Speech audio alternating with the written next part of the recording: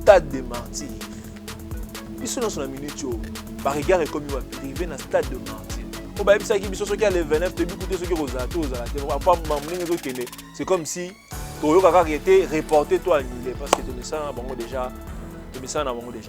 Le stade de martyr, tu regarde le stade de martyr parce que Ferré, à l'objet qui est dans Ozalawana. Ferré soit à stade de martyr, mais Ozala pas. Tant on va faire du stade de martyr. Parce que Ferré, carrière naïe, il n'y a que de hits et de hits. Le lobe aux 8 dynasties. Dynastie est corrigée musique. Yango moni perdre dans touche na ya rumba. Donc on va dire parce que non, tu vas sortir un album rumba, tu rigoles à loka quand tu es en prison, tu es à Kangamano qu'on a le temps au boaka. Aba zongela na mambo salara. Zongela na mambo salara. Si tu es bidon na identité wana ya ke boka no banse musala ka les jours. Ferrego là, a confirmé. Zembo na carte rose, une chanson de qualité, un clip dans le bagage, on a un film. Talara clip déjà, mi consiné ba senga ki yango et vous allez ndenge nini. L'artiste est diva, oh la diva, oh la diva. Tout ça est dû à quoi? Parce que l'artiste n'avait pas tenu à tenir engagement n'a été. Il avait un engagement à tenir. Malgré ça, on se pose aussi la question, il n'est pas interdit de se poser des questions. Répertoire, est-ce que l'héritier fallait qu'il continue à annoncer date il y a stade psycho ou bien il fallait qu'il y ait un répertoire école à Makasi. Question de se poser en voilà. Respect on est à la mutuelle attaque et aux ensemble, l'attaque et aux opinions moroté. Il ne faut plus citer les noms de Ferrego là. Essayez un peu, faites un effort de respecter l'artiste. De respecter l'artiste. Il y a un numéro de cours, nulle part dans mon zongi pour que Sengo s'excuse pour le patrimoine. Ferrego Lazan a millions de gens derrière lui. Oh, que ce qu'on finit tout le bima baisse sur Ferrego là, ça la rabango passe. Mais heureusement que Otomba n'a pas Gaulois gladiateur très mature. N'hésitez pas à liker la vidéo si elle vous plaît et si vous êtes nouveau sur la chaîne, n'oubliez pas de vous abonner et d'activer la notification pour ne rater aucune de nos prochaines vidéos. On commence. Voilà, mesdames et messieurs, chers abonnés, Gaulois, Gladiator. Bambote Nabino, Bisika, vous allez kolanda biso na chaîne Nabino Bopona, chaîne Nabino, vraiment vous allez la confiance. Vous allez déjà vous là parce que Bino, vous allez biso confiance. Ceux qui vous allez, vous allez continuer. Ceux qui toujours en encourage toujours chaque caméra liboso na biso. Pena koloba pour na faire rigole, c'est parce que vous aussi vous nous soutenez. Déjà bientôt là, toujours qu'il est déjà dans 5000 abonnés et c'est pas facile. Ceux qui l'élo vraiment, vous allez ça la maboy parce que Bino, vous allez peut soutenir biso. Et en même temps, à chaque fois que nous faisons nos analyses, nous mettons nos émissions, nous avons commenté. Nous avons commenté en abino, dans le dernier élément, tout ça qui na Muchiribara, Nathalie élément, Nathalie commenté en abino, dans la dernière analyse d'Angaï, nous avons vraiment que vous aimez ce que nous faisons. Surtout vous les Gaulois, vous aimez vraiment ce que nous faisons. Parce que biso ezate qui va tout ça, Gaulois, gladiateur, moro, botola mouki karana tongo à partir d'aujourd'hui. Et banda même avant que tout bando tcha ba caméra liboso et l'ongina biso pour que bolanda biso. On était déjà fans. On était déjà fans. Et aujourd'hui, on a eu cette possibilité-là. Il y a un compte dans le monde à YouTube. C'est la raison pour laquelle nous avons accès à la chaîne pour nous soutenir Ferrego là. Parce que les facilité. Il faut d'abord être fan pour que on accès à la chaîne dans ma motali Ferrego là. Et tu sentir vraiment que écho est ali, tu sentir vraiment écho est ali, tu sentir vraiment considération est là quand même que nous sommes parfaits, ben raison raté tout ça. Et vous nous avez manifesté votre amour. Par rapport à thème Amboué, les cas qui sait que vous étiez toujours en train de nous soutenir. Et donc on a vraiment aimé Kibiso. Donc vous avez conseillé à la bino, vous continuez toujours à commenter, vous continuez toujours à partager avec élément la biso, vous continuez toujours à activer la cloche de notification et en même temps vous s'abonner massivement. Vous s'abonner massivement. Mesdames et messieurs, c'est votre humble serviteur Jigel Kabemba. Et derrière la caméra, c'est Lotus Design. Nous avons déjà des messages de partout. Nous avons des messages de la Côte d'Ivoire, des messages même en Afrique du Sud. Juste pour nous faire rigoler. Des fois, nous avons des gens qui ont Oh, nous ça là débat, on moni boy. Et comment il y a trop de musique ça va même dans la conférence. Tout ça c'est grâce à qui? C'est grâce à Ferregola. Donc mesdames et messieurs, nous allons continuer avec ce travail, nous n'allons pas nous fatiguer. Trop continuer Kara pour défendre Ferregola, pour dire la vérité. Parce que notre souci c'est quoi? La vérité est à la connue. Parce qu'il y a de ces artistes, il y a de ces gens qui veulent étouffer la vérité, quand même que Bissou soit la vérité. Babi Lokuta, Ata, ils en ont adepte, ça 50 millions. Et comment jamais vérité. Mais vérité, Ata, ils en ont moutumoko. Et au tikalaka vérité. Parce que la vérité, c'est quoi? Ferregola, c'est un artiste très talentueux. Au niveau de chant, niveau de musique, ezali likolo makasi koleka ba artiste ebele. Ça c'est une vérité, c'est une évidence. C'est une évidence. Mais bato bazo lingate to loba yango. Il y a des gens même qui se permettent ya koya na commentaire pour dire n'importe quoi parce que la vérité que nous disons, la vérité que tozo loba, ils ont ça la bango passe et ils n'arrivent pas à supporter cela. Ils n'arrivent pas à supporter cela. Bango balinga ke non to se taire. Bamon a biso ezo blessé bango. Puis moi na to bimisaka et ça ba momoro boyete pour que blessé mais bango bazo la blesser parce que bamon a biso ezo contenir vérité na kati. Aujourd'hui Ferregola relaxé, libre. Dernièrement bolanda qui Ferregola na ambassade de France. Nyonso wana ezaka mambo etali pour que azonga na mboka et en même temps à plaider vraiment pour la marambo etali retour à ba concert en Europe parce que c'est vraiment important vraiment ba concert raison et puis à lobby pour na mon côté à lobby pour na intérêt général. Faire rigoler à lobby pour na intérêt général, intérêt il y a ba musicien nyonso. Pour na ba intérêt musicien soit il était bien reçu par l'ambassadrice et ça s'était très bien passé et nous verrons déjà dans quelques jours retomber à échange wana avec l'ambassadrice. Et Bolibi qui fait rigoler la bimisa qui n'a Ma Liberté, une très très belle chanson. Oyo, malgré que 4 roses et bimi, on sentit que Ma Liberté zo yé mana niveau mota kuna mena biso pa yimba Ma Liberté. On a d'autres nazolo balanga, on artiste ni ndara ba merne. Parce que c'est la mélodie, une très belle chanson. Moi je vous le disais que non faire rigoler attend en robima. Nzembo ko accompagner sortie na yé la chanson moko très mélancolique et ko contenir ba message ceux qui bat balanda vraiment ba analyse dans ngai ba comprendre le qu'on a loba ba au moins que sina loba ki yango et ko contenir ba message moko boye oyo ezola qui ça réellement ce que l'artiste a pu vivre parce que en prison il a bien clairement dit que il n'avait pas accès dans le monde extérieur. Azaki na accès dans le monde extérieur, contact ça quitté. Mais au moins ce qu'il a pu endurer na kati ya cellule yangona yembeli biso. Et toutes ces personnes qui se réjouissaient de son incarcération, le loba soki wapi. Yango abimi avec décision directement à Abisi Bango, stade des martyrs. Biso dans son minute ba regard comme il va arriver dans stade de martyr. O ba bisa ki biso soki à le 29 te bi écouter soki rozato ozala te pas mamlinga zo kende. C'est comme si toyo kaka était reporté toi annulé parce que to message bango déjà bon. Lelo stade de martyr ba te be ba comme il regarde dans stade de martyr parce que Ferré a lobi ki na ozala wana. Ferré soit bêti stade de martyr mais ozala bon tant on bête à faire stade de martyr parce que Ferré carrière naie il n'y a que de hits et de hits. Le lobo 8 dynastie est corrigé musique. Oh ba kosi biso na 5e génération. Bato bakendaki na ba monde urbain. Kangama na ba monde wana ba urbain. Continuez na yo quand non ba no mesana obaki ba moko et ça li 2 jours et l'équipe. Obaki ba mo ça li 2 jours et l'équipe ba bosani. Tu vois maintenant la différence entre notre artiste et leur artiste. Notre artiste Asala Ranzembo peut durer dans le temps. Mais leur artiste Asala Ranzembo juste pour na durer moro il y a 2-3 jours. Vous devez comprendre. Mais Lelo avec ses répertoires riches na ba hits na mon esika fait rigola ko échouer té na stade de martyr. Oyo avec tous ces Gaulois qui ont pu les soutenir pendant le moment difficile de sa vie. Pendant le moment où artiste, mais les Gaulois l'ont soutenu pour que vous pensez vraiment que dans le stade des martyrs, les Gaulois n'ont pas été.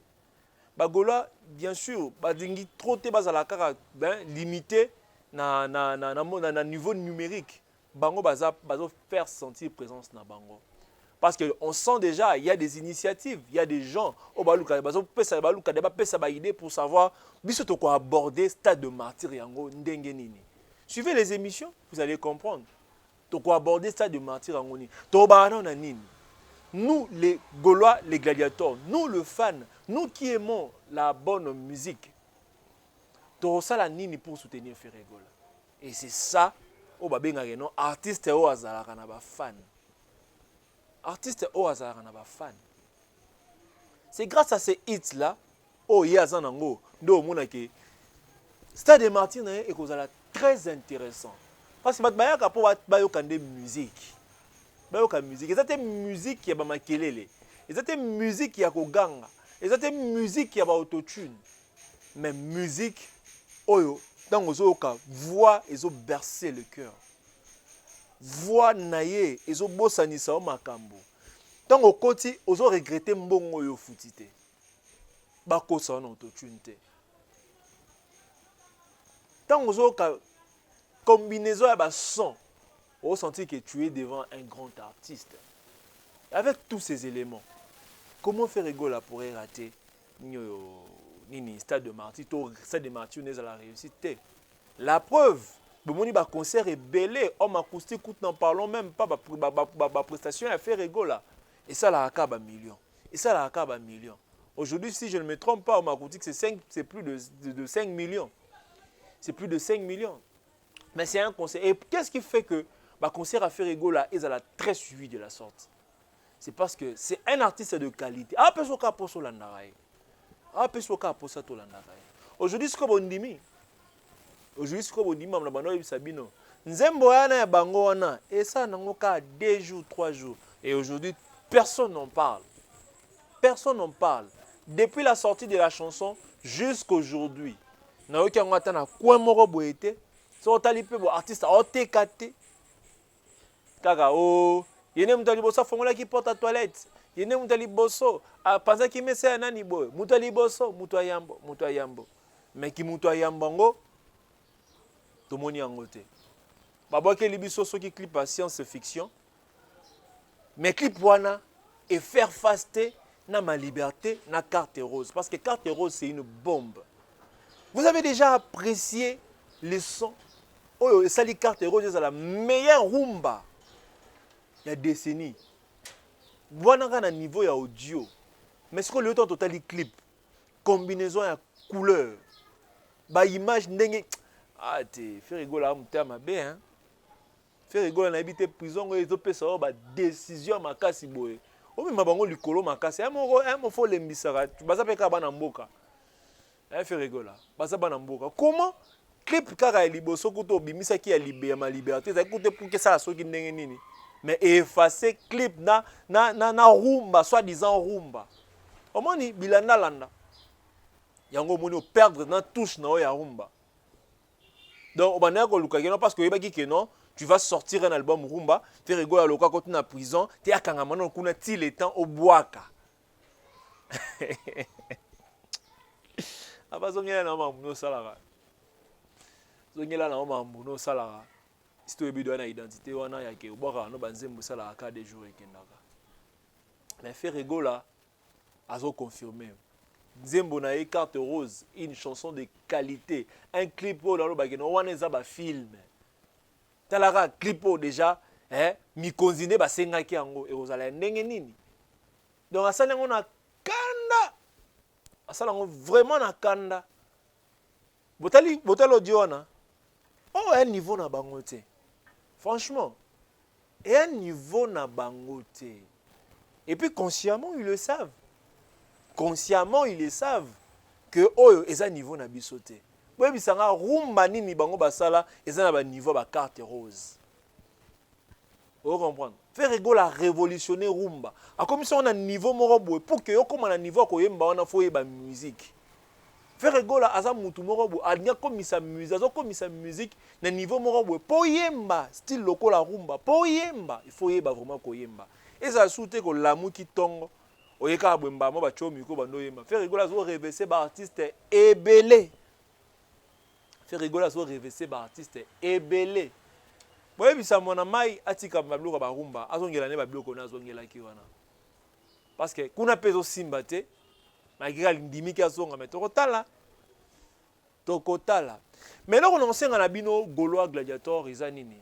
Beau s'abonner et beau visionner le clip. Beau visionner les clips. Quand même que vous êtes réel, vous n'êtes pas des robots, mais beau visionner peu les clips. Tu dis que YouTube peut ça en disque d'or. YouTube peut ça en disque d'or. Puis on a des succès à la vraiment complet. Na YouTube boche bango musuku no bolobara. Boke bona iTunes boche bango musuku, na Amazon boche bango musuku. Po bakanga na munoko.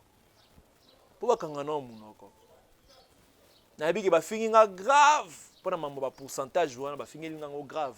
Mais nous ne cesserons pas de dire la vérité. Soyez bo finga. Et malgré bo finga, car on a des commentaires, il y a des gens aussi qui nous soutiennent, qui nous défendent. Il y a des gens qui nous défendent.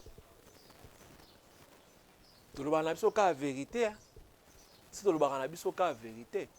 Aujourd'hui, même la jeune génération va reconnaître la grandeur de Ferregola.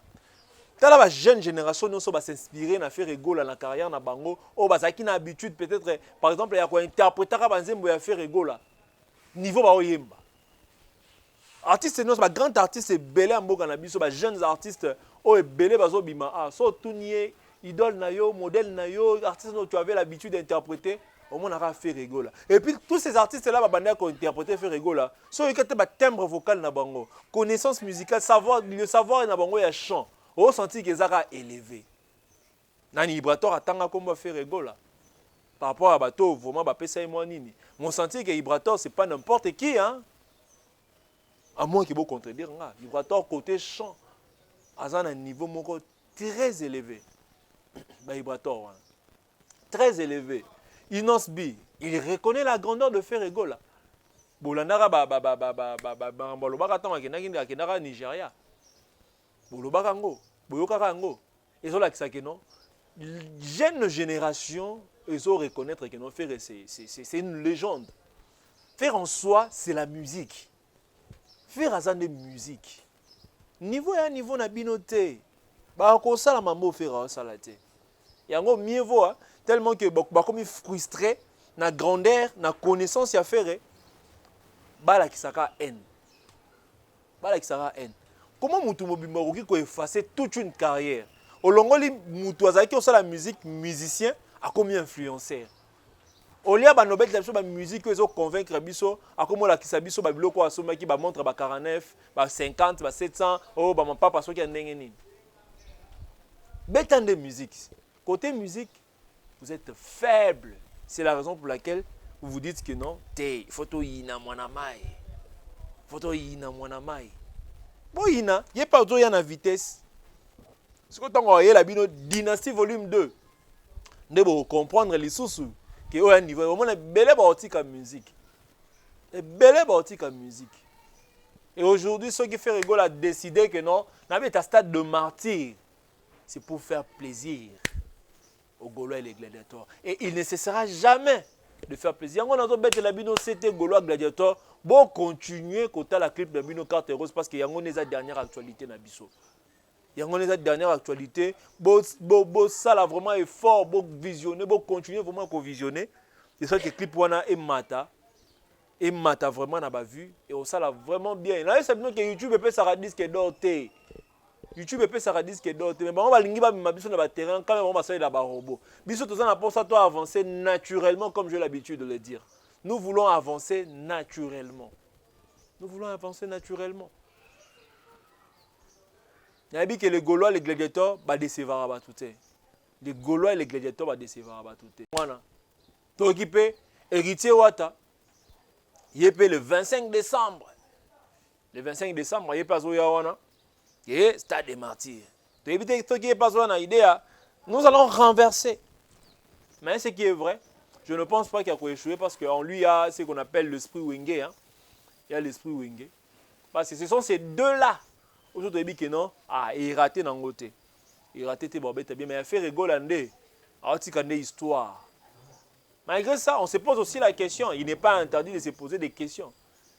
Répertoire, est-ce que Héritier fallait qu'il continue à annoncer date il y a stade psycho ou bien il fallait qu'il non répertoire école à Makassi. Question de se poser en voilà. Est-ce que le jour il y a stade douana et vous allez plus personnes sur banzembo il y a ouengé si que ça kito et vous allez plus banzembo nae. Soit à refaire découvrir sous batna na stade douana banzembo ya sik. Parce que ce qui est vrai, il sera soutenu par Bananion sur Wenge. Et Wenge, déjà, même à Tabafer, Balingi sous ce moment, rancune ou en été. La preuve, vous montrez que lors de la conférence de presse, faire à l'Obinini. Maman, c'est effectivement sa dernier fils. Effectivement, sa dernier fils. Et ça, qui n'est la té. À qui n'est le dernier fils té. Alors, effectivement, sa dernier fils. Peut-être qu'il a fabriqué ce ambassade de martyr. Ou bien faire aîné. Bon, effectivement, à sa dernier fils. Il faut que tu aies bon. Donc ça, il faut que tu aies une analyse par rapport à la fait. Mais faire égale la maturité, l'équipe. Pour y aller jeune, à un ton, mais niveau de raisonnement, niveau de réflexion, et comme il y a papa Loutou, il y a papa Ouemba, il y a Luambo. Donc félicitations vraiment à faire égale. Félicitations à faire égale. Et nous tenons aussi à féliciter l'artiste Inosbi. Oh, Lelo. Alors là, c'est que nous sommes en Kolobanabiso. Nous sommes en Kolobanabiso. Oh, il n'y a pas deux comme moi. L'artiste est juste à l'âge de 23 ans. Alors ça, là, exploit. Oh, batata muso bana gangi lango déjà bazan ba 46 47. Mais Inosbi la kisibiso ke e ablo mo pamba. So, Inosbi à l'âge de 30 ans. Qu'est-ce qu'il va réaliser? Parce qu'il est à l'âge de 23 ans, Azan a un niveau moroboué. Oh, quoi imaginer? Là, tout le monde va Inosbi na ba Siara. Tout le monde va Inosbi na tourner na P-Square, ba Star Rebelle. Et puis, Azan vraiment en considération. Lui qui a sorti sa chanson Mousselou, Ozomo a déjà que la chanson est très bien. Ça lui a très bien et il m'a mis très bien. Au moins, la chanson de la PS soit les clips, au moins, ça sera vraiment un carton, un hit. Parce que déjà, c'est vraiment un hit. Vous allez comprendre. Parce que les Américains, ils ont plus que découvrir les jeunes moyens. Ça considère pas. Ils découvrir. Ah, il est trop jeune. As un musicien, il vient d'où? Au moins, ils ont plus que tisser la relation. La preuve, Naomi Campbell, déjà félicité qui Inosbi pour un trophée à Harry's Award. On a félicité. Et puis, exactement, la relation, il y a semblant. Moi, c'est le mois vidéo. Bon, on a que non, garder déjà la relation. Donc, Inosbi, on a ami. Il y a Naomi Campbell. Déjà, c'est la clip. Dans la clip, on sait que on voit bien Kozala, il est bien vraiment Kozala. Avec Inosbi. Lelo. Asa meilleur artiste d'Afrique centrale. Liboso ya Fali Poupa, liboso ya Dadju. Mais aujourd'hui, Warrior ba dénigrer trophée wana. Papa maman. Ils ont trophée à papa maté hein. Ceux qui artiste même dans qui en oh, il n'y a pas de comme lui. Oh non, devant Dadju, devant Inosbi. Pour nga bolo ba bongos. Dans na ebisa bino que Inosbi ba comme na niveau moro boy ba quand même na artiste belé à 5e génération. Et belo bagangela gangela biso ne batali bosso biso ne to batali bosso to fongola porte à toilette biso ne batali bosso boy la ra batali bosso depuis que lobi bolo bagena boza batali bosso okata suki elo ka malunga azo sala ezate elo malunga azo sala ezate ça il faut le savoir. Arrêtez babloko na mina batali bosso to betane ndulete. Ceux qui veulent soutenir Bino, ceux qui veulent soutenir la musique à Congo, ils ont par rapport à la musique au Bozobeta. Ils ont pour la moutali bosso. Beaucoup de longs la musique pour devenir des influenceurs. Arrêtez avec ça. Bon, betandoules. Ce monique niveau ndoules amuke kotate ineza wana kende quoi apprendre. Hein? Kende vraiment quoi apprendre pour coller ce niveau, pour faire rigoler à Rotika la jamais, à Rotika n'a été qu'on réveiller ba faux chanteur. Déjà, ça bino que bakomi na mboko so vous avez kata 5. Mais peut-être un gaz na kimia. Carte rose niveau na bino te. Allo bangos. Et un niveau na bino te. Un niveau na bino te carte rose. Mais jalousie continue kaka. Jalousie. Tous est là. Nous allons continuer à observer. On va continuer à observer. Nous allons regarder. Qu'est-ce que vous allez nous proposer? Parce que la chanson qui annonce la couleur de l'album, déjà, ils ont vraiment... Bah, plein.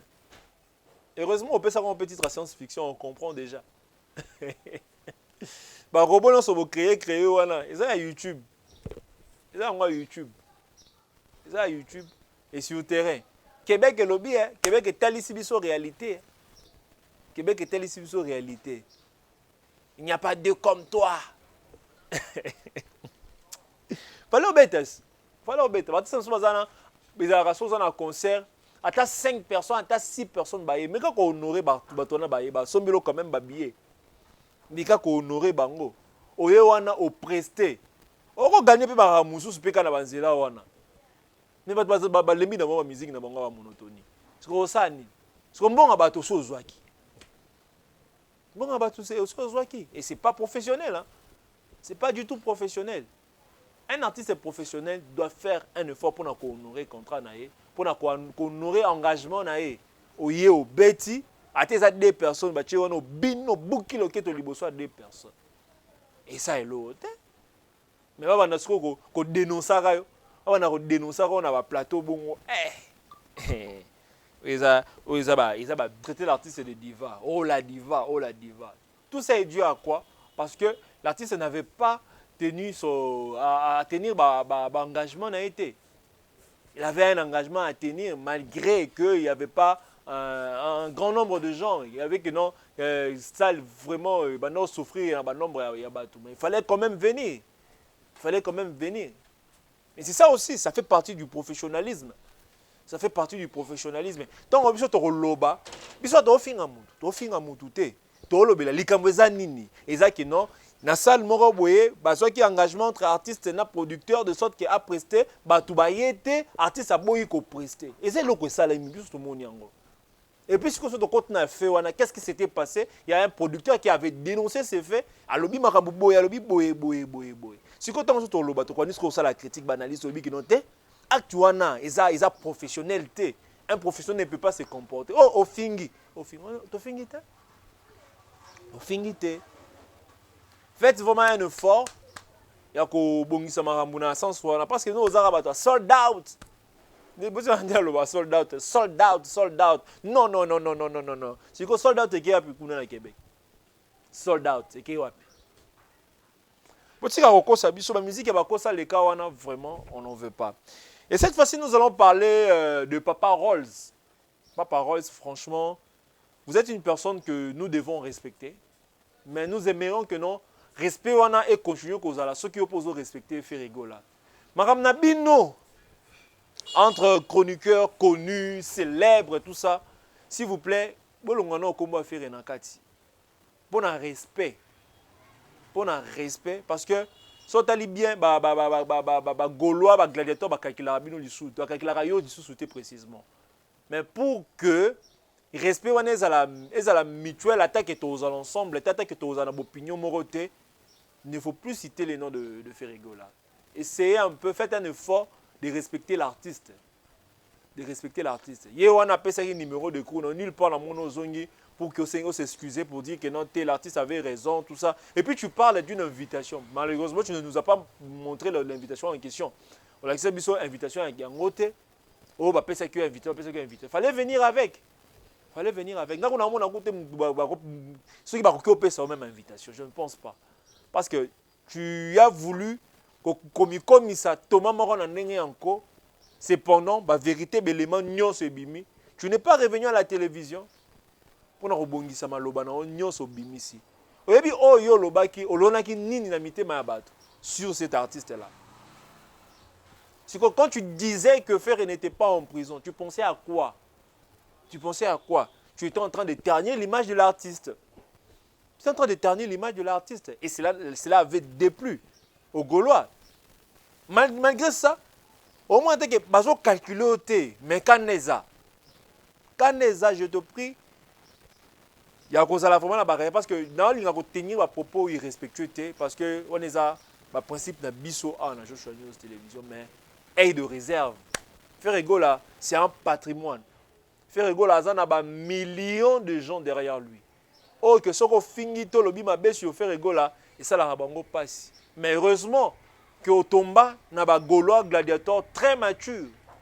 Otomba vraiment n'a pas Gaulois gladiateur très mature. Ils n'ont pas ce temps-là d'insulter. Nous voulons changer les choses. Parce que nous n'aimerions pas que comme un non, il ne peut pas faire, il va finir à kakate. Netika la biso Jigel Kabemba. Jigel Kabemba n'insulte pas. Jigel Kabemba soukara plus dans la critique. Parce que cette année dans le nous vous prions de ne plus citer les noms de Ferregola. Il faut savoir respecter l'artiste Ferregola. Azan a battu belé derrière lui. Oh que supporter tout ce que tu dis. Ce qui besoin dans rendre, c'est entre vous, des artistes, des chroniqueurs, tout ça. Mais et puis en même temps tu dis que non, toutes les personnes qui sont derrière Balamissala, tout ça. Papa, il faut savoir respecter les gens. Tout ce que tu possèdes, c'est à toi. Ici, nous ne parlons que de la musique. Musique. Déjà, c'est une faiblesse. Parce que peut-être quelque part, il y a un argument solide. Mesdames et messieurs, nous tendons déjà vers la fin de cette petite analyse. Makanisabino plus est à la focaliser dans le stade de martyr. Quand même que la date n'est pas encore connue, vu que l'artiste déjà avait annoncé, c'est-à-dire que Boboulé déjà. Tant qu'on va appeler sa date, on va ça la nini. Parce que vraiment, il faudrait vraiment que ça commande, il y a t-shirt, il y a Gaulois officiel la boutique, il y a Gaulois. Au moins, on appelle que non, concert, il y a stade de martyr, vous avez 70 000, 80 000, képi a fait rigola, t-shirt a fait rigola, bana balati ba t-shirt a bana fait rigola. Et ça l'a bien, et ça l'a une première. Parce que quand on fait les choses, il faut plutôt ajouter à moi particularité, mon robot. Et ça l'a bien, parce que chez Ferregola, il y a des gens qui ont de moyens. Il y a des gladiateurs qui peuvent débourser de l'argent, peu importe le montant, juste pour soutenir Polo et pour te vendre une image bien. Tout ça, les locaux, ça l'a été. Au moins, dans le stade, il y a noir, pembe, au moins, il y a logo, il y a G, Gaulois, tout ça. Tu ressens l'histoire en faisant cela. Tu ressens la maman dans l'histoire. C'est quand on voit la sous bongo, pour la sous na nini musique qui toko. Vous comprendre? Musique qui toko, musique qui a solo. Oh la musique est zongi. Nous allons marquer le monde ces jours-là. Nous allons marquer le monde. Vous allez poser, vous allez calmer. Il a dit que vous savez que ma casse na émission ya auto sala ki na muchiribara. Ba te belé ba komelingai ba osenga biso deuxième volume, deuxième volet, deuxième partie. Tout ça déjà en négociation, tout ça solo là. Tout ça là na deuxième partie, tout le vraiment mambo belé, mambo etali musique, mambo etali vie, mambo etali ba destinée à batu, mambo etali relation, mambo etali sorcellerie, mambo etali magie. Parce que tout ça, on a angle moro boywana. Bon, mais ça n'a pas besoin de moi, biloko moi ya bon parce que tout ça peut appeler pour ça qu'on varie un peu moins mouqué parce que tout ça focalisé quand on a fait, mais biloko vous en avez besoin. C'est dans ce sens-là. Dès la fin que les bandeli, bon continuer à s'abonner massivement. Bon, mais ma biso musika, depuis que bientôt 5 000, tout comme on a 10 000, ça la biso bien parce qu'on les a formés en soutien. Bon, t'as la pub na biso, bon t'as la émission na biso tina souka. Ça nous fera vraiment du bien. Merci de nous avoir suivis. Merci. C'était votre humble serviteur Jigel Kabemba. Derrière la caméra, c'était le design. Na pesimbo te na maman Roki Bizimungu. Na pesimbo te na papa Dodo na Dallas. Na pesimbo te na Caleb Bizimungu. Nenete Lutumba. Mote ma chez Babo Moke. Na pesimbo te na maman Bibiche na Calgary na Canada. Na robo sanate ya pour l'inconda. Mesdames et messieurs, tout le monde prochainement.